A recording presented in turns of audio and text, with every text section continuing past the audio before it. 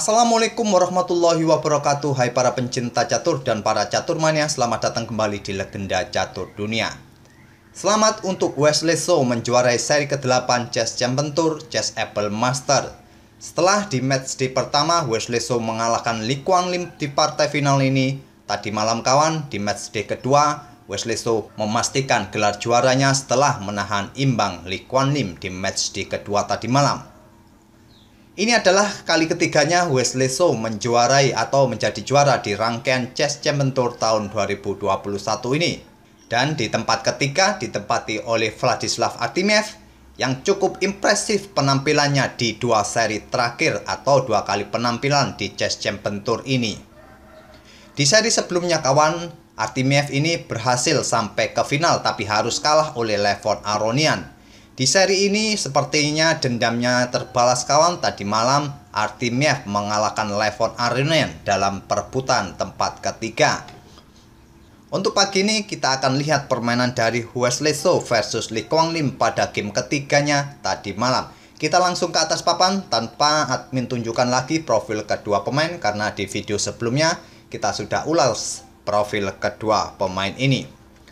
Kita langsung saja ke permainannya. Di sini Li Guanglim di game ketiganya kembali pegang putih, kembali bermain dengan pion D4 sama seperti dalam pembukaan game pertama. Dibalas kuda F6, kuda putih F3, pion D5, dan pada game pertamanya kawan Li Guanglim bermain dengan London System gajah F4. Tapi di sini di game ketiga Li Guanglim tidak juga melanjutkan dengan permainan Queen's Gambit. Dia memainkan pion E3-nya, dibalas Wesley So dengan pion C5. Kita dapati permainan Queen's Pawn game.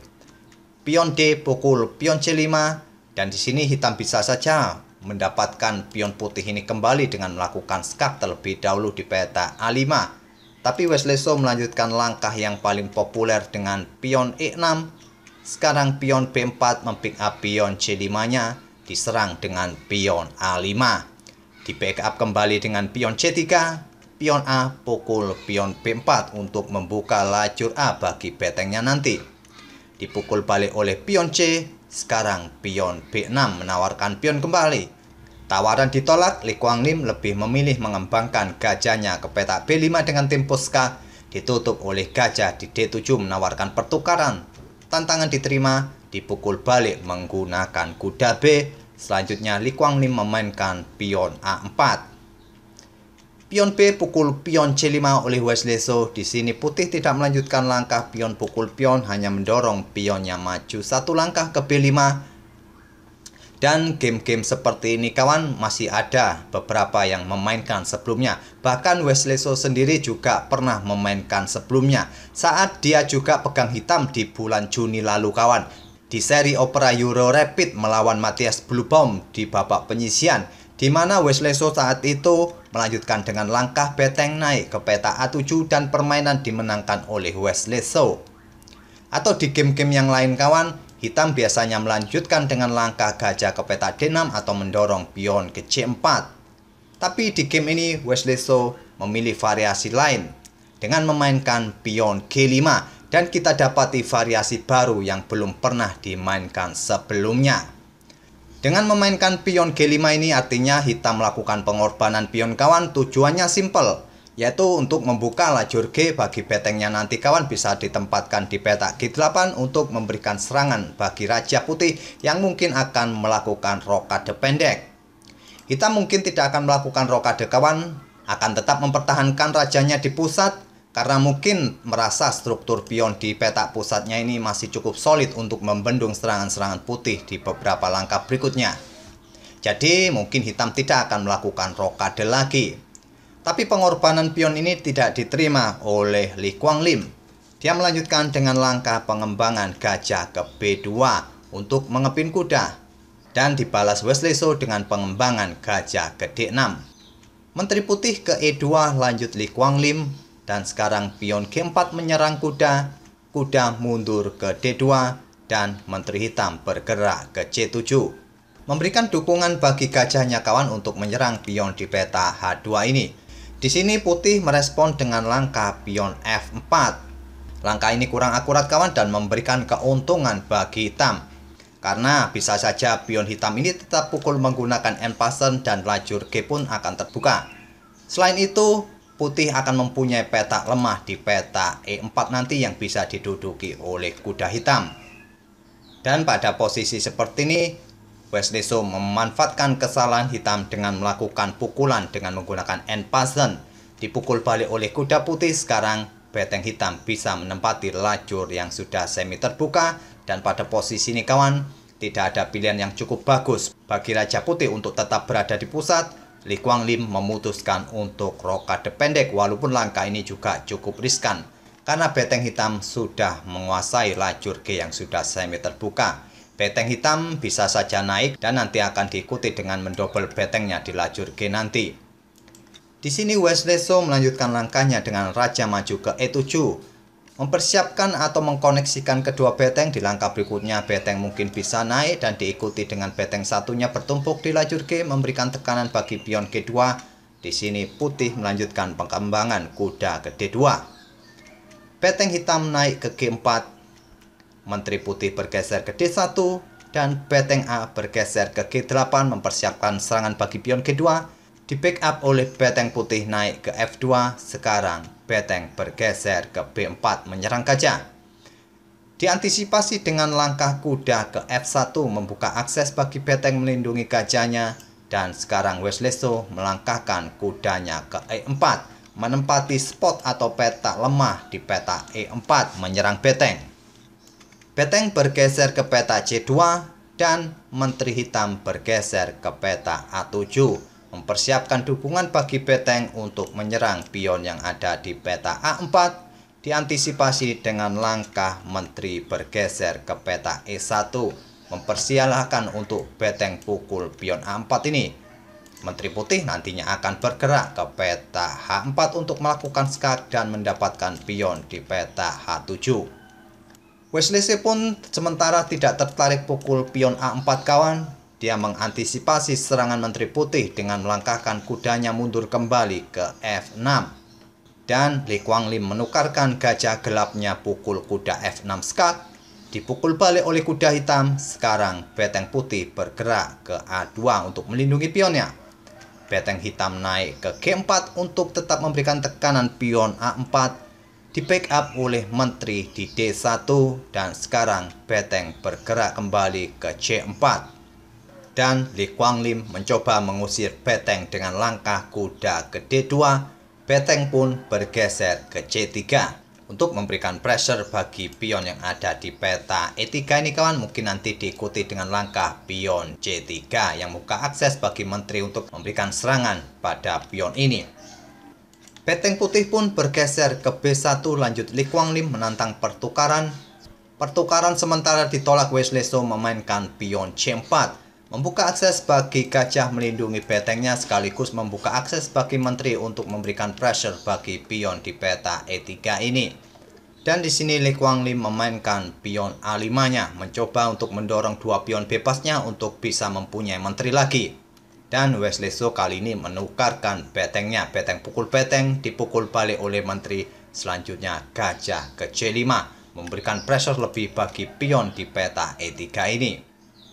Tekanan terhadap pion E3-nya ini diantisipasi oleh Lee Kwang Lim dengan memainkan pion B6, memutus koneksi menteri gajah. Di sini menteri bergerak ke B8, sekarang pion B7. Kembali Lee Kwang Lim membuat langkah yang kurang akurat dengan langkah yang terlalu ambisi kawan. Yang berencana di langkah berikutnya tetap mendorong pionnya maju ke depan. Setelah dipukul oleh gajah, dipukul balik oleh beteng dan pion bisa promosi. Di sini dimanfaatkan oleh Wesley So menempatkan kudanya ke G4, memberikan dukungan bagi menterinya untuk mengincar pion di H2. Mungkin terlebih dahulu nanti beteng bisa pukul pion di peta E3 dan bersiap untuk memberikan discover check nantinya. Ancaman ini diantisipasi dengan pion G3 dan sekarang kuda pukul pion E3 bersiap memberikan discover check. Lee Kwang Lim tidak memperdulikan ancaman discover check, mendorong pion maju ke A6. Di sini Wesley So tidak terburu-buru untuk melakukan pukulan terhadap kuda putih di F1 untuk memberikan discover check, melainkan hanya menarik mundur gajahnya ke peta A7 untuk memblokade langkah pion putih. Dan direspon dengan langkah raja bergeser ke peta H1 menghindari discover check. Wesley So menggeser betengnya ke D3, persiapan pion maju ke depan. Kuda putih pukul kuda hitam, dipukul balik oleh beteng hitam. Sekarang kuda putih ke F1 menyerang beteng hitam, beteng bergerak ke B3 menyerang menteri. Juga menutup akses bagi menteri putih untuk melakukan skak di peta B4. Dan ditutup dengan langkah beteng bergerak ke B2 menantang pertukaran beteng. Tawaran pertukaran ditolak oleh Wesley So. Dia memilih memainkan menterinya ke E5, memberikan pressure bagi beteng putih di peta B2. Langkah pertukaran beteng tidak bisa dihindarkan, beteng pukul beteng, dipukul balik oleh pion. Sekarang kuda putih bergerak ke peta D2. Jika menteri putih ini langsung pukul pion B3, maka ancamannya adalah skakmat kawan. Oleh karena itulah pada posisi ini putih memainkan kudanya ke D2 untuk memukul pion putih ini nanti. Dan di sini diantisipasi dengan langkah menteri ke E3. Membackup pionnya, menyerang kuda dan memberikan ancaman skakmat di peta G1 nanti jika menteri putih ini pindah dari baris pertama. Dan di sini Lee Kwang Lim menggeser menterinya ke peta C1, melindungi kudanya, juga bersiap memberikan ancaman skak di peta C7 nanti. Pion didorong maju ke B2, ini adalah pengorbanan atau taktik defleksi kawan, agar menteri putih ini meninggalkan baris pertama. Dan nanti menteri hitam akan memberikan ancaman skakmat di peta G1. Ancaman seperti ini tidak dihiraukan oleh Lee Kwang Lim memainkan menterinya ke peta C7 skak. Raja bergerak ke F6. Jika raja bergerak ke peta F8 kawan, maka nanti akan memberikan kesempatan bagi pion bisa promosi menteri. Jika dipukul oleh gajah, selanjutnya menteri pukul gajah skak, raja bergerak dan hitam akan kehilangan pion bebasnya di peta B2. Oleh karena itulah pada posisi seperti ini kawan, saat mendapatkan skak oleh menteri putih di peta C7, raja hitam bergerak ke peta F6. Menteri putih sekarang bergerak ke peta F4 skak dengan tawaran pertukaran menteri. Menteri pukul menteri, dipukul balik oleh pion. Sekarang raja hitam bergerak ke F5, mendekati pion untuk segera dieliminasi. Dan coba lihat kawan, pada posisi ini kedua pemain sama-sama mempunyai pion bebas yang tinggal satu langkah lagi bisa promosi. Tapi kedua pion ini juga dikawal oleh para perwiranya masing-masing. Tapi dengan posisi seperti ini kawan, hitam jauh lebih unggul. Di langkah berikutnya, putih akan kehilangan pionnya lagi kawan. Dan hitam mempunyai pion yang cukup masif di lajur pusat. Permainan berlanjut, raja putih bergerak ke G2, raja hitam pukul pion. Raja putih ke F1, raja hitam ke E3, raja putih ke E1, raja hitam ke D3, dan raja putih ke D1. Pion hitam ini tidak mungkin bisa promosi, begitu juga dengan pion putih kawan. Tidak bisa promosi untuk sementara karena sudah dikawal oleh para perwira masing-masing. Pada posisi ini hitam lebih unggul dan di langkah berikutnya dengan memainkan pion F5 ini, Lee Kwang Lim menyerah di langkah ke-48. Sudah tidak mungkin lagi kawan bagi putih untuk bisa membendung pergerakan pion pusat hitam yang cukup masif ini. Oleh karena itulah pada posisi seperti ini, Lee Kwang Lim pun menyerah. Admin tidak akan lanjutkan gamenya hingga selesai kawan. Sudah sangat jelas terlihat bahwa pada posisi ini hitam lebih mudah untuk memenangkan permainan. Posisi raja putih sudah tidak bisa bergerak lagi untuk mendekati pion hitam ini. Jika kuda putih ini pindah kawan, pion hitam bisa promosi. Oleh karena itu posisi raja putih dan kuda putih ini sudah lumpuh. Dan tinggal hitam memainkan para pionnya untuk maju untuk segera promosi. Itulah kawan permainan kedua pemain di match day kedua babak final game ketiganya. Dan sekali lagi selamat buat Wesley So yang sudah 3 kali menjuarai rangkaian Chess Champion Tour, yaitu seri ke-8 Chess Able Master ini.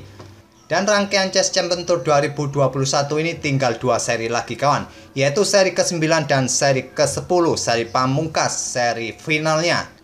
Dimana nanti kawan di seri ke-10 atau di seri final nanti hanya akan diikuti oleh 10 pemain saja, yaitu pemain-pemain yang memiliki poin-poin tertinggi dari semua pemain yang pernah bermain di Chess Champion Tour 2021 ini.